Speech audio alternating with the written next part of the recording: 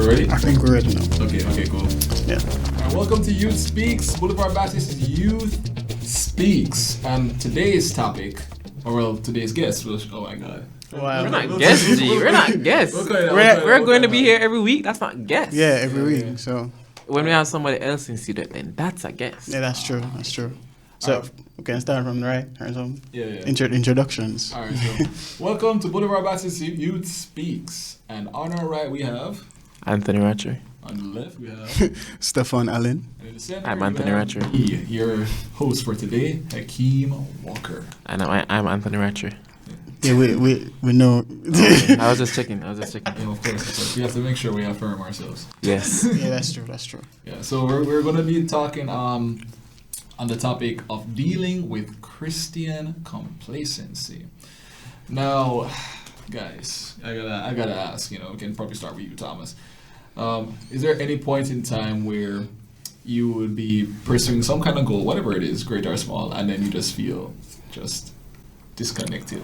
Every day. Not every day, but no. Really and truly, no. School is stressing. School is stressing. Yeah. Makes sense. I mean, every day you get up, like, is this the life I want to live? Like, do I want to get up at 6 o'clock in the morning to go to a class for 8? Yeah. Does it, to risk my life mixing chemicals, like, is it worth it? You contemplate that every single day of your life. You're the okay. Not necessarily medicine, but I do dietetics and nutrition. Okay. It mixes with science. It's really a lot of science, and it's just the science of food, really and truly. Yeah, it's like something you love, type of thing. My passion really is food science, but I love nutrition, and I want to cure people with nutrition than medicine itself. We should trademark that. We're gonna cure people with nutrition. Food is I feel like food is a greater source of medicine than pills itself. So I want to tap in that and actually create, food and stuff to suit people. Ital. You can't call it ital. I mean, ital means no salt, but No. We're talking about the Jamaican version. We know say, but yeah. But I mean, going back to Akeem's question though, yes, I mean, it happens. Okay. But then there's that little small thing that just puts you back on course. Like for this week or last week at least, I was completely out of it. Every day was a bad day for me. I was just not having a good weekend, not having a good week. Right. And I had a test on Wednesday. I was not prepared. I had a function on the Thursday gone, from my club. I was not we weren't prepared for that either. And I had a test on the Friday of that week. Also not prepared. It sounds like stress. It was stressing. Yeah. I had to be getting up early in the morning and all that stuff. But the test on Wednesday, it was surprisingly easy, and I passed. Yeah. The function on Thursday worked out for the greatest. Was I tired? Absolutely. But I had a great team behind me. We're on top of things. And then the one on Friday, I also did well. So I was like, those tiny moments just make you feel like, maybe I want this degree. Yeah. Maybe. I would say that's strong, yeah. Sounds like an acceptance speech. Oh, acceptance. It's like, I had a strong team behind me, So what about you, man? Stefan, have you at any point in time, experienced that level of detachment from whatever it is you're pursuing or whatever it is you do? Well, you start anything with the end in mind. Right. So I guess anything that I have to plans and any goal I have to achieve, I always think of it like, all right, I already have a strong motivation, or else I would not be doing this. If I didn't want a degree and better for myself and family, then I wouldn't do it. Ambition is pain. Exactly. So you have to look at that and be like, the motivation behind it is I can't start and not finish something. Right. And as much as I stress right now, maybe I complain about it, of course. Definitely. Of course. Definitely. But even after the complaint, I have to go back to the book same way. and do it exactly what you need for it. Because we want, and we wouldn't take it up if we never planned to do it. That's and we true. never wanted from the beginning. So, yeah. But there are times when, falter. Yeah, it's just something that is has been a general issue for people. When it comes to anything that you have to pursue long term, there's always going to give that point where, you know, you just take a nosedive when it comes to pursuing it. Yeah. And some people don't necessarily recover from that, though, you know. That's fact. How about you? For me, well, I mean, the complacency thing hits me in like almost every area of life. You know, don't you just chores. Jaja, bro, are you okay? You okay? Sending my wellness bench. I'm all right. There's a wellness bench, you know. You can always take a seat. Is it like open on regular days, like every day? I think so. I think it's open. I think it's open right now. Right All right. after All right. Look out for him on the wellness bench, you know. Right after this session, just look for the wellness bench right there. With my head down. Don't worry, you can approach. A hug will do, you know. Yeah, I'll take. Yes. All right. So there is definitely a general complacency that hits people, and I'm sure many of you guys can relate to it. But we're going to focus a little bit more, you know, as we introduce in terms of the topic, dealing with Christian complacency. That's like a whole other thing, you know. It's a big thing right there, man. You know? I hope you guys felt that. Drop. Hope it didn't miss you. Say it again. Yeah, say it again. Say it again. But yeah, we're gonna get right into that, and it's a heavy topic, you know. It's a topic that we definitely would require, you know, for some serious self-evaluation, because when it comes to, you know, being a Christian, it's a hard thing, you know. Christ himself said, the way is hard that leads to life. Yep. So I mean, Woke up and chose violence. Like that's the road you walk on. Mm-hmm. So it is. So I mean, do you guys like generally observe Christians or like just people, Christians specifically experiencing that level of complacency, or like heard being expressed around you or anything like that? Like, has you ever I've experienced it. I've experienced it. I have people around me who also experience it. Mm-hmm. I mean, there's moments really when along the journey where you just feel like you're alone. But you're not alone, but you feel like you're alone. Mm-hmm. Mm-hmm. And, you know, I think every Christian experiences it really and truly. But yes, I've experienced it, and I have people around me who have experienced it. They express that to me, you know, like talking and they're crying. It's like they feel like they're alone. They feel like there's, you know, they don't have God by their side. Yeah. But you know, to keep reminding them that they do, you know. And then when you're weak and you have those moments at the same, you need somebody. Still need that support system. A support system, you know. Because at the end of the day, yes, you're a Christian, but sometimes I don't think you can be a Christian alone. Mm-hmm. Meaning you need a support Impossible. system. We wouldn't have fellowship. You speak. You need that fellowship to keep you going, because of Christian complaining. Because of I can't. That's a tongue. Can't talk. That C word, you know, that word. You know, exactly. It's in the title. Yeah. But yeah, I experience it, and I know people that do experience it.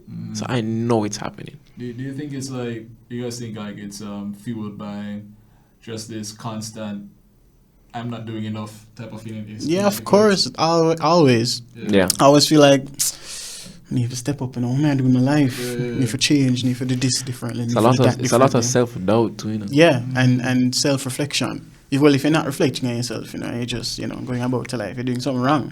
Because, you know, you have to actually look at yourself and you know, evaluate yourself based on the word that you have. Mm-hmm. And the thing is, you know, we're going to be tested constantly. Yeah. So, regardless if you be like, oh, you know, I'm fine, everything good, and you now have no problem, nothing happen, something wrong with your life. You see, I believe that, you know, nobody can tell me, oh, they're fine all through them life. Yeah. If somebody ever tell me, say, yeah, man, I'm good, every time I ask them, I say, you're lying to me. There's nobody you can tell me, yeah, man, me good 24/7. I'm try to get out of wellness bench. And then in the whole bed. And the bench alone can't hold the problem. Exactly. It's okay to actually have a problem. It's okay to experience these moments. Yeah. Because it helps you to build your faith on top of it too. It helps you to build your relationship with God. Because you feel alone and you're going to reach back out. And when you reach back out, you reach for additional peace where you never have before. You know? And and you're going back to the self-doubt or doubt on a whole, the session that we had, we went to a breakfast or something this morning for Jamaica Youth for Christ. And Sponsors. big up them. And when we were finishing, I think it was a praise and worship session, the lady said, if you leave with today with some sort of doubting God, you miss something. Because you need that fellowship, that little revival to pull you back in. Yeah. To pull back something from God. Yeah. But it's okay to have doubt. It's okay to have these challenges. It's just that with the doubt and challenges still, I believe the song is but a saint is just a sinner who fell down but then got up. I think that's the song. No, I don't know that one, but It is because I'm not singing. I'm pretty sure Managa singing. Somebody knows it out there. Type it in the comments. You know it, man, because I'm not singing the melody. But it's basically saying, there's no real difference between me or you. Me or somebody who's probably an unbeliever. Me or anybody else. The difference is just that we choose to make a decision to still try. Still put forward and say, all right, I made a mistake. But, I always sin every day. But the thing is, when I dwell upon it and be like, this is just my life, I'm going to continue doing this. We don't do that. We look at it and say, all right, made a mistake here. How can I make this not happen again? Or how can I minimize that conviction, this? That's conviction. That's conviction. That's a good thing. As a human being, not only as a Christian, even if you're not a Christian or a non-believer, if you get that conviction, that's a good thing. Yeah. So if you recognize that, gentlemen, we really should have done that, you see me? I ain't gonna say, all right, no, God, we need the help. Coming to you as a man, woman, dog, cat, whatever you want to be. Nowadays, you can't be too short. I ain't going in there. But you talk, you have those convictions. Those are good moments. Right. It's bad what happened, but at the same time, there's good in those things. And that's why I think whenever I go through these Christian complacency moments or life complacency moments, yes, it's bad, don't get me wrong, but I still try to see the good in it. What is this teaching me? Like for school, I need to be more on top of my game. I need to be more organized. We need to have more things, time management, all that stuff. So how do I fix that? It's bad what happened, but as I say, you can't cry about spilled milk. The milk don't spill already. So you have to now figure out how to not make the milk spill again. You have a challenge with Christianity, with the relationship with God. You sin. You might sin again doing the same thing, but you need to figure out how you not to make that sin happen again. Yeah. So it's those little moments you ever find the good in it.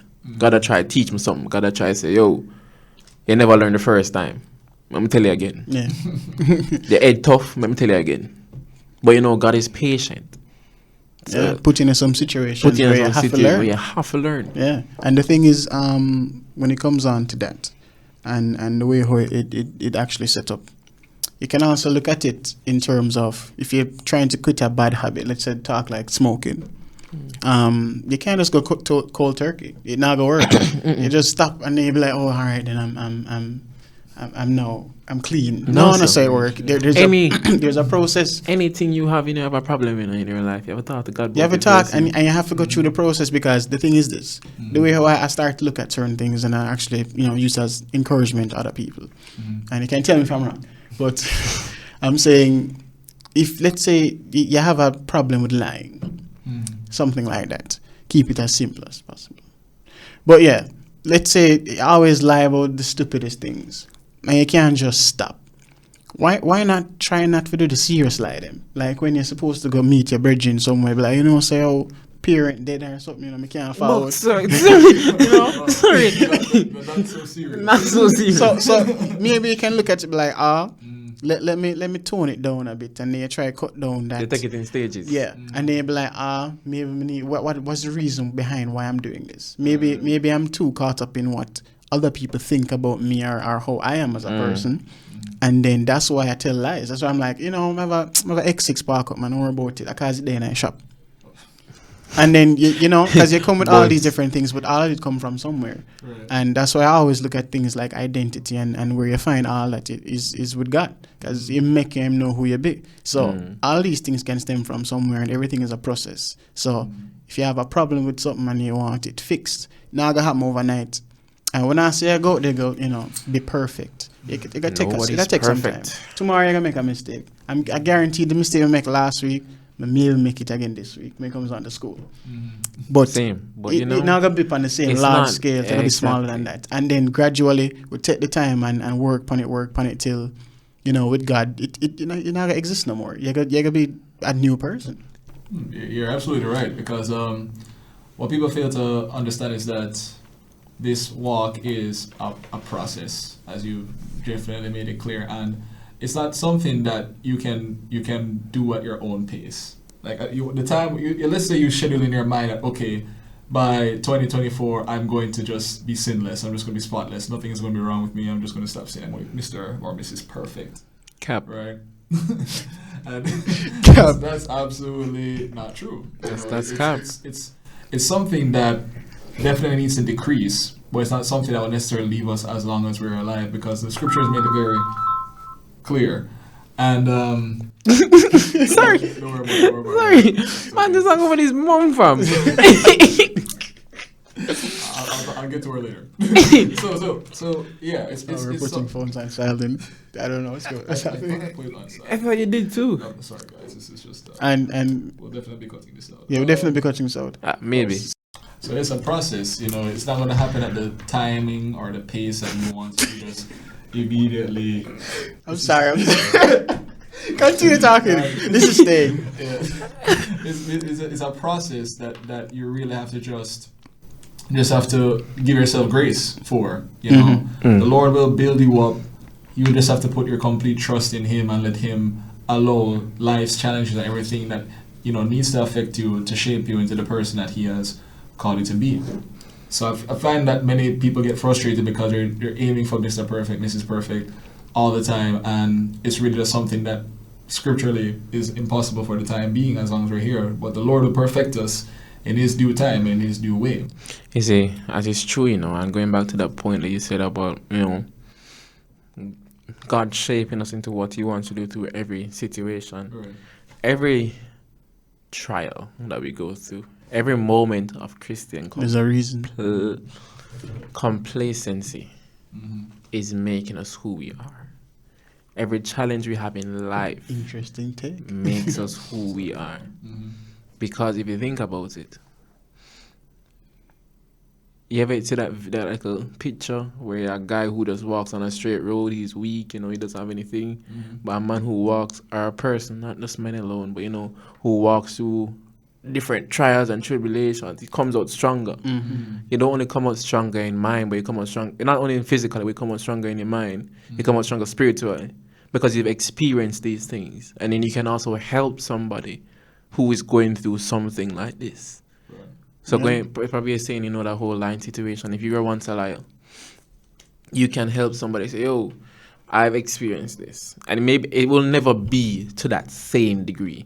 Nobody will ever go, well, I won't say nobody will ever go through it because maybe there's somebody. But, you know, it won't perfectly align. But you can help somebody because of that moment you went through. Yeah. Because it made you who you are today. As them saying that, you know, that famous song, I believe, the strongest soldier to get the hardest fight. You know, it's actually true because how you as this weird parable, is that parable? This weird thing, you know, the whole only way you can actually know the taste of a tea bag, put it in a hot water. So the same thing with life and the same thing there. with you as a person. Pause. So Say that again, my guy. Say that again. yeah, Say it so again, so man. only way you know the taste of a tea bag is to put it in hot water. And the longer you leave it in, the stronger it gets. Exactly. And the harder the pressure, you know, the cleaner the diamond. Mighty. so there. so pressure bust pipe, nah, pressure makes diamonds. Pressure makes diamonds. That's it. And the pipe bust is for you to go further. It's for you to go further. Yeah, build up the pressure, you know. Build up the pressure in the pipe and bust. Yeah, That's right. yeah. That's I don't know where we're going with this. Let's go. Yeah, well, that is absolutely true. That is absolutely true. And a lot of time it's been referenced throughout Scripture. You see how many, including Jesus, had gone through so much suffering. Job. And Job. Especially Job. Especially Job. Job, wherever you are. No, you are. Big up yourself. Just big up yourself. Trust me, it is not an easy thing. But at the end of the day, we all will get our rewards at the end of the day. The Lord is not someone who has ever missed out on his promises.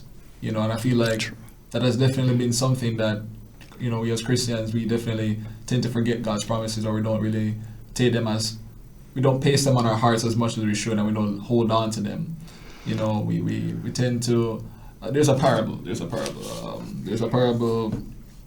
of the sower, and this is how it goes. So Jesus was, just to give you some context, Jesus was talking about the kingdom of heaven using the parable of the seeds, where he would talk about casting seeds on different plots on ground. If they have different features, so some are rocky, some are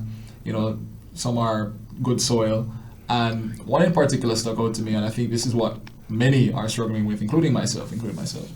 And this is it. It's from Luke chapter 8 verse 14, and it says, "The seed that fell among thorns stands for those who hear the word, but as they go on their way, they are choked by life's worries, riches, and pleasures, and they do not mature." Now, that one has that has been a scripture that's haunted me for quite some time. See my dog get drift up. Drift up. Drift him right up, G. It is rough, and I feel like that's definitely been one of the main tools of our enemy, distractions. It's been distracting us right into complacency, and it's a hard thing. I mean, there's just so much increasing in today's society. It's everywhere. Yeah. Money, love, money, possessions, vehicle status, everything. Money. Assets, money. I mean, money just kind of covers the whole broad topic. Lust. And the thing is that the Bible says we have to be content with what we have, because if we don't, you're going to be idle. You're going to worship those stuff. Yeah. And I think today and age, that's what people are doing. They're worshiping those stuff. So sometimes, like, even if I don't have any money, I try not to cuss. I try not to get upset, because I don't want it to look like I'm worshiping the money. Because I know God will make a way if it's necessary. If it's not necessary, it shouldn't happen. Yeah. But the distractions of today's day and age is absolutely... It's exponential. Exactly. I mean, the life of a simple person is so simple. Just live the life. Don't really watch. Don't watch what other people doing, because those stuff makes you want to have that. Those stuffs are distractions. It takes you away from what your purpose is here and God's earth. Because you're there trying to say, all right, so the man there with the Benz, I have a little Toyota, I don't want the Benz. Not saying you don't want to have good for yourself, that's different. But it's what is the motivation? Yeah. Like, why do you even need it? Why do you need it? It goodly costs you more money than anything else. And then when that more is money, something come up, and you don't have the way to pay for it, you can start the wrong things to get the money. Chop the line. Chop the line. No, we might get sued, remember, so you can't talk about chopping or that's how they ban. Right, bro, God. Sorry. But yeah, that's a good point to touch on, with the whole being content. I think that's something that we're missing in this world now. As much as, you always want better for yourself, because the only reason we go to school because we want better for ourselves. The only reason we work because we need things for ourselves, and we want a higher paying job because we need to take care of our family. But you see, when it reaches levels where it's not even in the realm of, all right, this is something that we need because, it makes me happy. It's for jealousy. jealousy. And then you put it one side. And then it just reaches the level where it's just vanity. Greed, jealousy, all that. Because you're perfectly fine, but you want this because. And the thing is, life set up in such a way, I think it's economics, but touch on something. You start off with a fan. No, you start off with a hand fan. that can't be good again. You want a proper fan, electric fan. That means that electric fan need electricity, light bill gone up. Like, you get some new windows, clean windows and thing, One of them keeping things like, we need AC, feed. Get the AC, be like, we need a better AC, because we get a bigger house, get a larger AC unit. And then lifestyle inflation is a thing where if you get something else, you're going to want something else on top of it. You get a vehicle, you're going to need more money for the let's say, insurance and registration, okay? Hype vehicle, and people the maintenance, enough money and the maintenance on it. So lifestyle inflation is a thing. And if we look on that, which is in the worldly sense, and then look on way how God look on it, if you keep on wanting and moving forward and you want, and there's no content, it never makes sense. And at that point, you're worshipping it, and you put more value on it. And we can always bring up the story with the rich man. We can say, all right then, just give all your things them and come follow me. Man could not do it. Him could not do it. And at that point, you have to look by it and say, it's not just him valuing what him have in a certain way, in a certain senses. You can look upon it as him worship this thing so much, him don't even want to follow the one him supposed to worship because he's so distracted with the worldly things and positions that him have. And I don't know which rich person said this, but them say, them don't want nothing in them bank account when them dead. Because it don't make sense. I don't know who said that, but it makes sense to me because you can't carry it to the grave.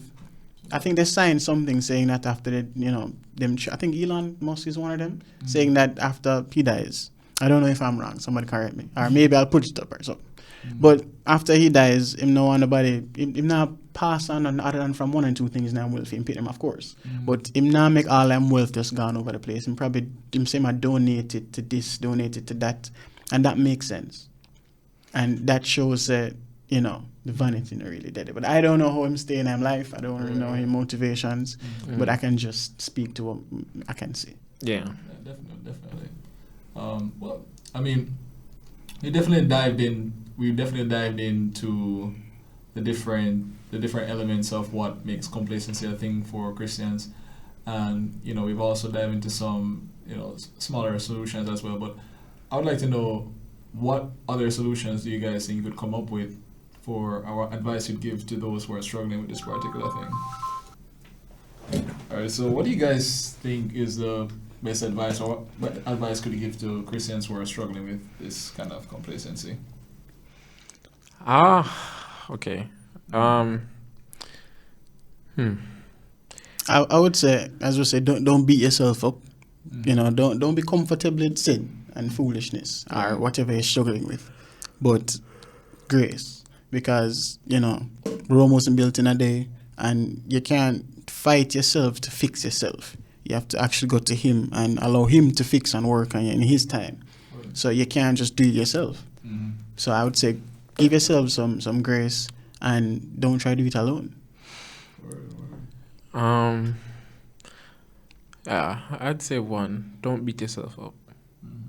Because if you beat yourself up, what you do sometimes in beating yourself up is you stray further away from God. Because you end up cursing God at the same time. Wow, that's actually... So, don't beat yourself up. It's okay to be sad. If you need to cry about it, cry about it. It's good. You're having that conviction because you know it's wrong. You pray about it. Nothing beats prayer. The more you pray, the more powerful you get. You pray about it. As Stefan said, you have that support. Never think you can do anything alone. Nobody's independent in this world, no matter how much people want to say it.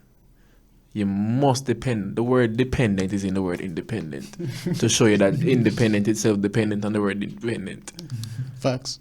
So never feel like you need to be alone. If you have a friend, you call upon a friend and say, yo, honestly, I'm feeling this. And sometimes even a friend would reach out to you because they say, you run across my mind. And when that friend reach out to you, you never know you needed that friend at the time. So, if somebody reach out to you and say, yo, you run across my mind, what's going on? Talk to them. And be mindful of what you're doing.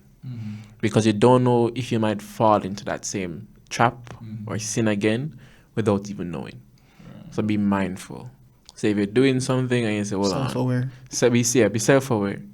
You know, you might make mistakes again, but it's okay. You just take your time and you do it in stages and you fix yourself. But just learn from it, and the better must come. All right, that's good. That's good. All right, so we're just about ready to conclude, and I will just leave you with two things. So I'm going to leave you with some words from me as well. I would say, everyone, it is definitely serious times that we're living in, and the enemy is moving very hard for those who don't know the Lord and for those who know the Lord. So this is really no time to be sleeping. There's no time whatsoever. I would encourage everyone to take the time and really seek the Lord. Really get to know Him more than you already do. Get a little further with Him and get some more background concerning Him through the scriptures. Because the more you know of the Lord, is the more ammunition you have against the enemy, against the darkness, because our people perish due to lack of knowledge. I'm going to pause it there real quick before you continue. I saw this thing on TikTok, and it said, it was just two other guys in a podcast. I really don't know what the names are, honestly. But he said, if you fall in love with God's flowers and not His roots, what are you going to do when winter comes? Yeah, I saw that. It's facts. So if you don't get that ammunition of God, you don't get that deepness in God, and you just fall in love with the slight moments, you won't be able to root yourself, or you won't be able to pull yourself back from these moments of Christian I'm working on getting those roots myself. Yeah, we're all working on it. I'm working on it myself, because when I saw that, I was like, that's mad, that's deep. You need to actually figure that out. Yep. But winter will come. And it's not the actual season, because winter come summer a while ago. So you have to just know when you must build yourself. And keep yourself rooted, keep yourself grounded. Songs are rooted and grounded. Yeah, that. In the name of the Lord. I wasn't going to do that for my song, because you would move that song awful. That's fine. I mean, I'm no singer. All right, so let me just leave you guys with this encouraging verse. Word from James chapter 1 verse 12, and it says, so the camera died. Unfortunate, but we have the audio, so we're going to play that with this beautiful image or video of this sunset. So hopefully you enjoy. Blessed is the man who remains steadfast under trial, for when he has stood the test, he will receive the crown of life which God has promised to those who love Him. All right, so be encouraged, stay focused, and do your best. Amen. And subscribe. See you next week. And subscribe. Like the video. And send it to everybody, Send to a friend. Yeah, and come to church on Sunday. Yeah. Boulevard Baptist. And you can come in studio as well, next week. Because we're doing what? We're talking about a topic. What are we talking about next week? To be decided. We have a topip in mind. Yeah, for sure. Just like how we have this in mind. Very much so. So we'll see you guys next week. All right. Take care.